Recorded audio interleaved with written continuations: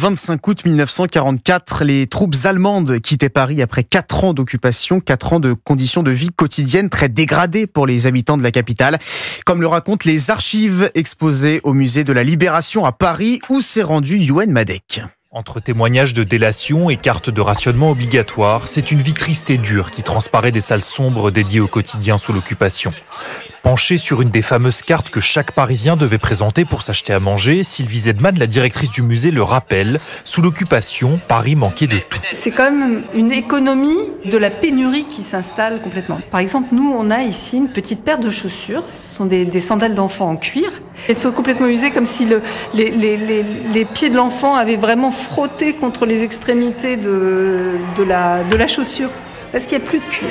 Donc il faut que l'enfant les porte le plus longtemps possible. À Paris, c'est comme ça pour tout. Même la propagande de Vichy l'admet. Aujourd'hui, les rêveries au coin du feu ne sont plus qu'un beau souvenir. Le froid règne en maître dans nos immeubles. Mais pas question de dire pourquoi, explique Sylvie Zedman. C'est vraiment un point majeur de la propagande, c'est de dire que la vie continue et que nos amis allemands n'empêchent pas du tout la vie de se dérouler comme d'habitude.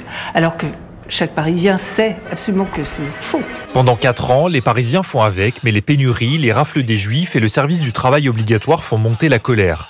Et quand les Alliés débarquent, Paris n'attend plus qu'une chose, la libération. Le récit de Youenn Madec et demain matin, le 4e épisode de notre série Europe 1 nous racontera les coulisses de la